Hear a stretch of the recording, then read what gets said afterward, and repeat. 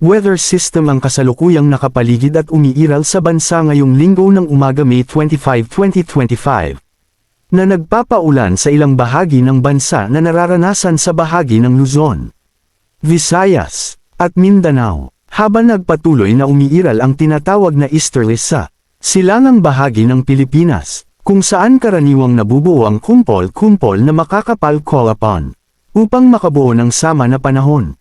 Ang easterlies ang mainit na klima galing sa dagat Pasipiko dahil sa taas ng temperatura, habang sinasalubong na malamig na hangin galing sa hilangang silangan ng Luzon upang nagmabuo ang tinatawag na easterlies, habang patuloy naman ang pag-iral ng Intertropical Convergence Zone o ITCZ sa bahagi ng timog silangan na nag-e-extend sa Mindanao, at meron ding northerly wind flow sa bahagi ng extreme northern Luzon lalo na sa bahagi ng Batanes.